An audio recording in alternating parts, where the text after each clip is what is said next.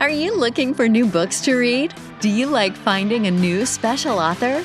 Are you tired of the same old books from the same old authors? Well then, welcome to Discovered Wordsmiths, a podcast where you can hear from fantastic new authors. Join Stephen Schneider as he finds and talks to authors you may not know, but authors that have worked hard to write great new books. Hear about their book and why you should check it out.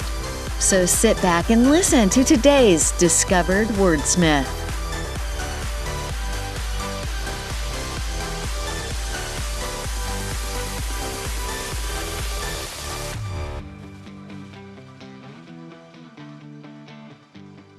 Hello and welcome to Discovered Wordsmith's end of the year, end of 2022. And we're going to finish off this year with a fantasy book by author Derrick, who is also a podcaster.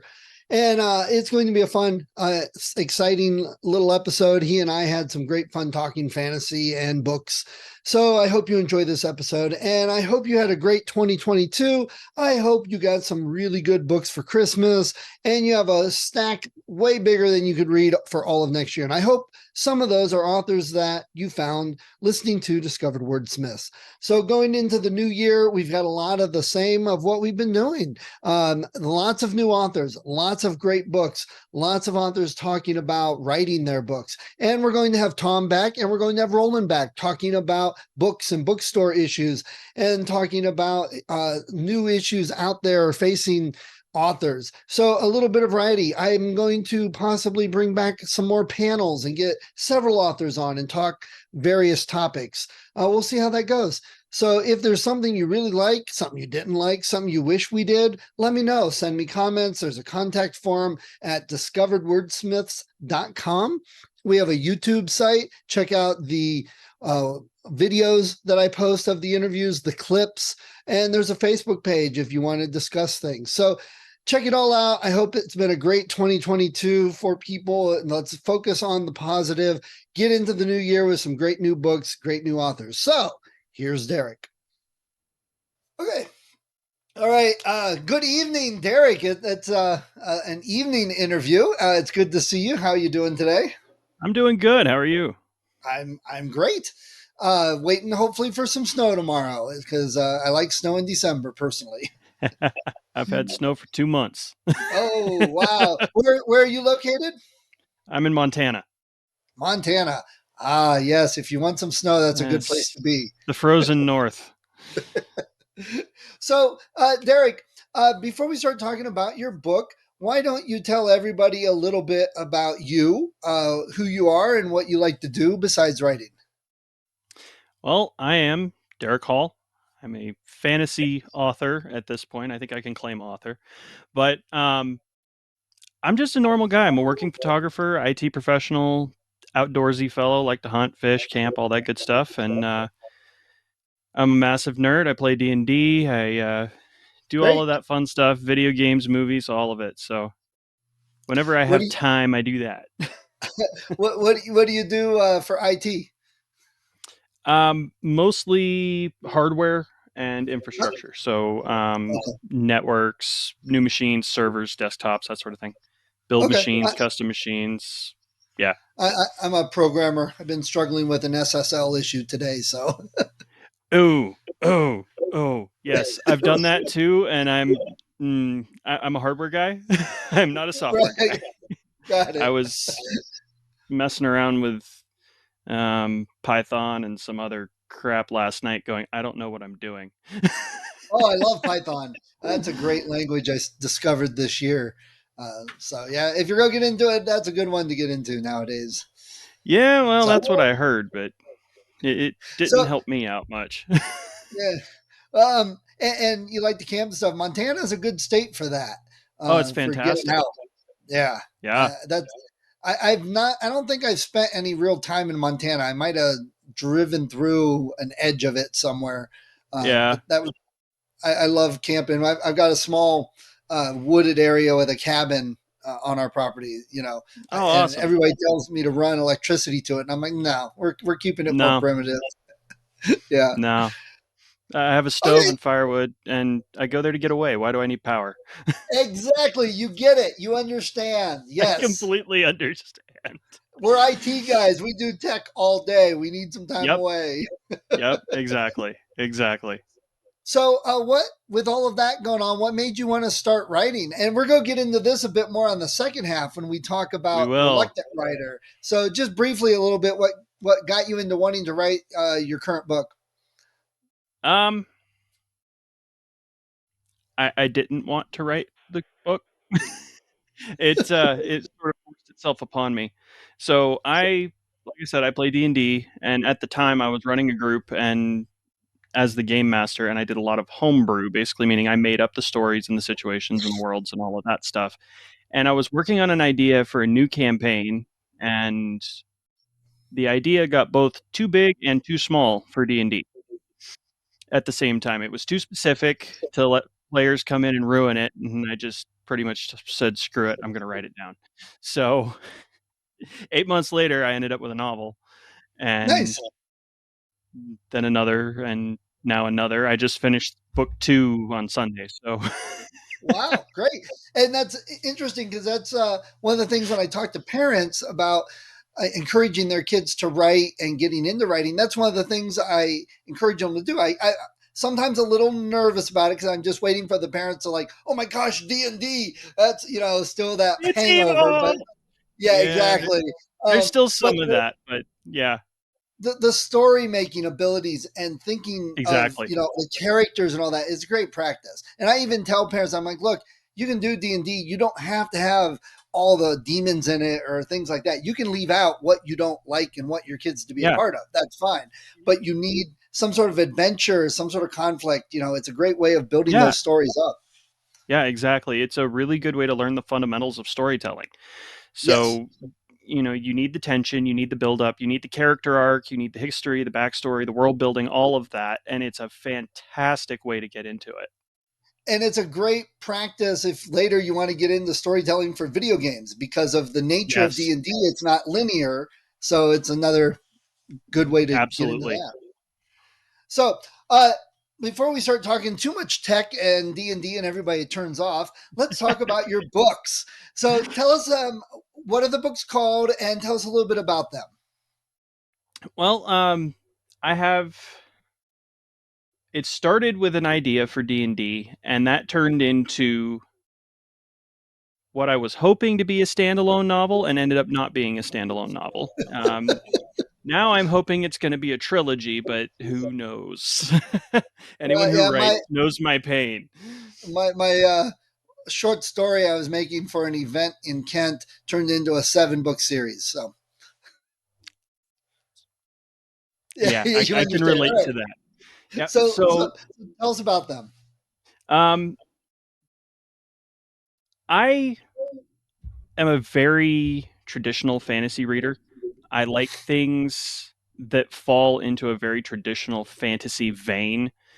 Small party, going on an adventure, fighting bad guys, saving the world, that sort of thing. Very straightforward Tolkien style fantasy, Okay. except I don't take 10 pages to describe a single leaf. So, that's what I did. I have my main character. Her name is Anara, and it's a YA fantasy, young adult fantasy. So she's in her teens and is forced out of her home and sent on this grand quest and gets tied up in all sorts of things. So that's what I did. That is entitled Qetran Odyssey, and that is book 1 of what I am calling the Crimson Prophecy series. Okay. Nice. And then in the process of writing that, I added a side character that outgrew his part and ended up with a prequel. So that's out there too. That is called The Trials of Tiarsis. And that's pirates and revenge and lost love and all sorts of fun things in there. Yeah, hey, that's the great thing. Fantasy can handle just about any other genre Oh, I stuck in know. there I with it. love it. I love it. Yeah. Yep. Okay. So you mentioned Tolkien and others, Mm-hmm. but what other books out there would you say are similar to yours, similar to your writing, similar to your style? Similar to my writing. Well, I had a friend compare it to Oh crap, I don't remember the guy's name. The Dresden Oh, novels. Butcher. Yeah, I had a friend compare it to Butcher very loosely. I haven't actually read Butcher in like 10 years, so I couldn't answer to that. But I've a lot of people, and I would say this is probably right. There's a big influence from Christopher Paolini and his Inheritance cycle. Okay. That's always been a favorite of mine. So there's an influence from that. There's a little bit of Alison Goodman. There's a little bit of a lot of things. Like I said, I'm a nerd. It's packed full of references and Easter eggs and all sorts of things like that. And Nice. yeah, it's I don't know how to describe that. I leave it to the readers to do that. Okay. Wasn't Paolini like a teenager when he wrote that first book, the Yeah, dragon one? yeah, Yeah, I he was think 15. right. That was after my time, but it's Yeah. actually I have a copy on my shelf. Just Uh, haven't read it yet. I haven't read it in a few years. I can't speak to how well it holds up, but I've enjoyed it for many, many years. Nice. So, Okay. Well, there's a good recommendation. yeah. So, what have people been saying about your books? What's the feedback been like? Um, Feedback has been limited, but good. Overall, good. Lots of comments on great characters, great pacing, great plot. Everything moves and flows like it should, and don't get bogged down. And the only reason I put it down is so I actually sleep before I have to go to work in the morning, that sort of thing. And that means a lot to me because I didn't set out to actually publish this. I more set out to get a story out of my head and prove to myself that I could. So it's Uh, it's really nice to have put so much work into something and have people be enjoying it. yeah, that's great. And I think there are other writers out there similar that you just got to get it out. So, did your gaming group read the stories? I've tried to get them to read the stories, and no. Uh, I think maybe that, one of them has read it. that seems to happen. I don't push friends and family too much because when they I feel don't either. pressured into it, yeah, Yeah, yeah. I try not to. I have some family that have read it. I know my mom read it. My sister was talking about reading it and that sort of things. I've got some long distance friends that have read it, but most of the locals are either I don't read books or I don't have time. So yeah, that's a cop out, but whatever. I Um, know. so, have you thought of reversing and turning the stories into back into a D&D module adventure? So one of my characters in the that made it into the stories is actually a direct ripoff of one of my D&D player characters that got twisted and rearranged and put back together Frankenstein style and put into a book just because I liked the concept of the character and I liked the name and I wanted to use Okay, it. And then I don't know, probably 6, 8 months ago, a friend of mine started another D&D campaign and I don't have to DM this time. So I get to play and guess who I pulled out of the fridge? nice. All So right. I pulled my book character out this time and am playing the book character in the D&D game, which is kind of a fun full circle for me. Nice. Okay, good. Now, other than D&D, what would you choose? Would you rather see your stories as a movie or a TV show? Movie. Movie? Why is that? You answered that like you'd already thought about it. I've thought about it extensively. I even fantasy cast the whole thing for a critique group that I'm in. But yeah, movie. I think it's better suited to a movie. I think a Okay. TV show would drag it out too much. That I get a lot of people saying, "Oh, the new TV shows is great. You get more time to tell the story and expand." But there are just Yeah. some stories that need that 2 hour time slot, and that's all it needs. hmm I mean, it might run Well, a that's little longer than that, and you'd probably have to break it up by book, but yeah. still, I think a Well, movie would be better suited. that's good that you realize that, and hmm not just going for what the trend is. I like that. Um, so where can we get the book? And do you have a website?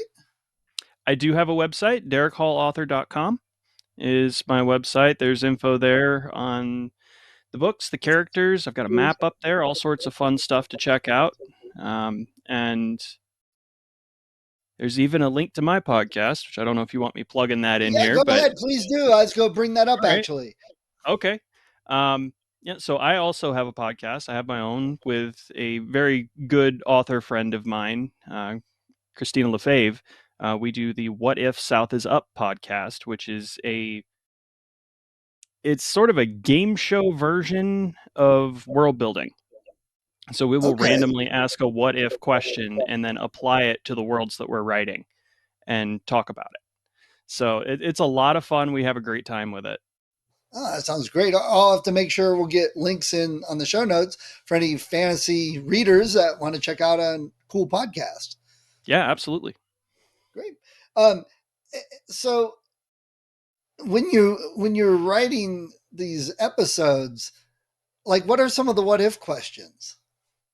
What if the continents were actually on the back of giant creatures? What if everyone suddenly gained the ability to fly? What if magic completely disappeared from your world? That sort of thing. And it'll stop and make you think because you're creating a world and writing a story as an author from a very specific sort of viewpoint. You have all the information in your head, and then when you're suddenly presented with something you didn't plan for, you kind of sit and scratch your head and go, I don't know. Why don't you answer that first? Yeah, But that's it's helped us fill out our world building and build on what we already had, and being able to riff off of each other and talk about it with each other. Somebody will bring up a point that we didn't think about and be like, oh yeah, actually that kind of changes everything. So well, I like it's that. a really fun exercise. Yeah, that sounds great for authors. Have you written any short stories based on these thinkings and episodes? Not based on the episodes, no, I have Okay. not. Um, I struggle to write anything short, as evidenced by my one book turned into who knows how many. So, um, I managed a novella. That's about as good as it's gonna get. Okay, got it. uh, all right. So, what are your plans for upcoming books? Upcoming, I have what I'm hoping to be a trilogy. I just finished drafting book 2. It's going to go through proof and edit and betas and all that fun stuff in the next couple of months. And I have a whole nother book to write.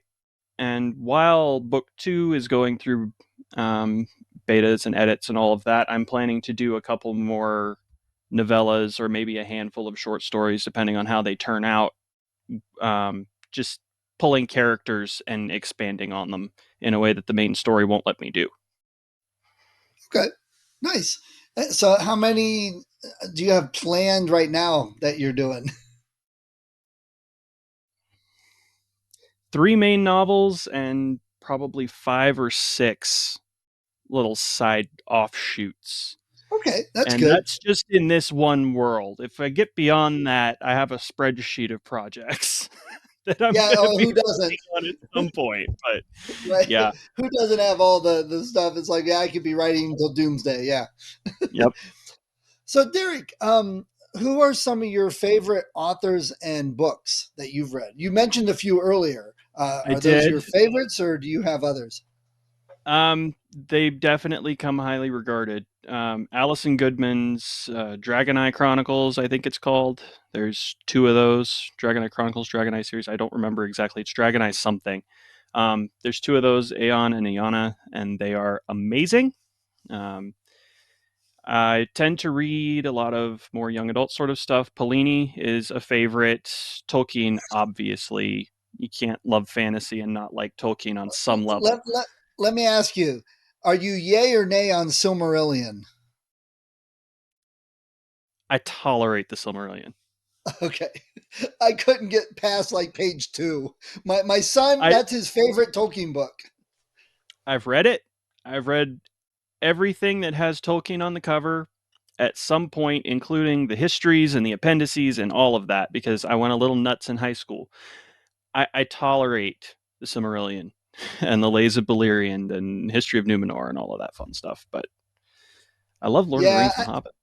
I've read the Lord of the Rings a couple times, and Yep. it just wasn't the series really for me. I enjoyed the early stuff, but once I got to Return of the King, I honestly can't tell you what happened in Return of the King. I was more of a Dragonlance guy growing up. Yep. Dragonlance is good. I've only found those a few years ago. Oh, there's a ton. They just I Weiss and know. Hickman just came out with a new one. Yeah. That it was okay, but it's the beginning of a trilogy, so I'm hoping it steps up a little bit. Right. So, Yeah. and also, the Inklings that Tolkien and C.S. Lewis and a few other Yeah. they got together. There was a book written called Bandersnatch about the Inklings, and I interviewed that author on an earlier episode. So if you're interested, you should go check it out because she had a lot to say about her I've already research. been there. Okay, I saw that and went straight for it. got it.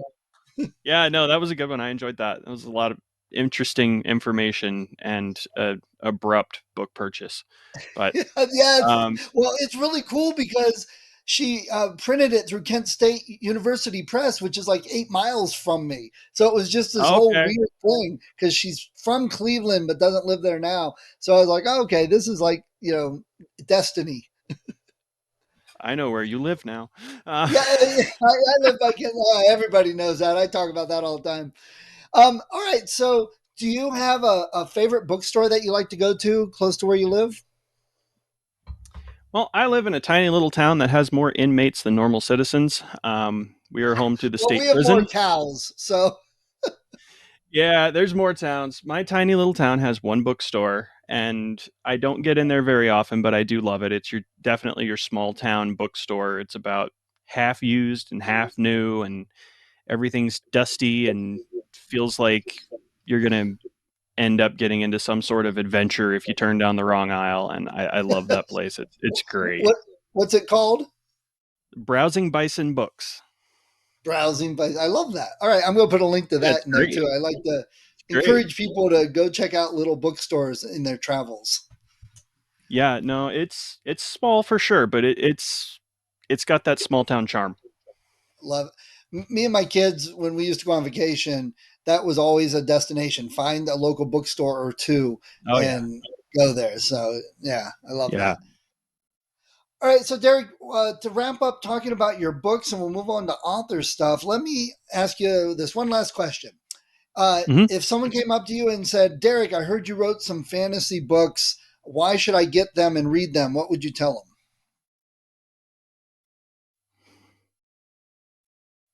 If you enjoy fantasy with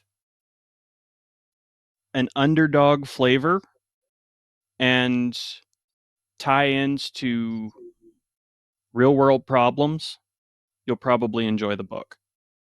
If you Okay. feel like you're being faced with something that you can't do or don't know how to do or think is too much for you, you'll probably enjoy the books. Okay. Great. I love that. Thank you. Hi, if you enjoyed this episode of Discovered Wordsmiths, please support the author. Go to their website, go to Amazon, look them up, get the book. And if you click on the link that I have in the show notes, you'll also help support the podcast so I can keep the hosting and all the software I use and keep it running to help more authors. When I am recording this, we've got over 100 episodes, lots of authors. Go to the website, discoveredwordsmiths.com. Check it out. There's a lot of great authors, probably in some genre that you love. See what they have. Check out their books. That's what the point of the podcast is for. So people can discover new authors, find some new books they love, support the authors so they can continue writing. So please support them. And if you do like the podcast, if you've been thinking of podcasting or you're a writer, I've got some links also at the website. Click on those if you're interested in any of the software or services that I talk about. Everything that I have there is something I use, so I've got an affiliate link. Again, it's a little bit, if everyone clicked on those, if they were going to get it anyway, it helps keep the podcast going. So let's all help each other out and discover more authors to read.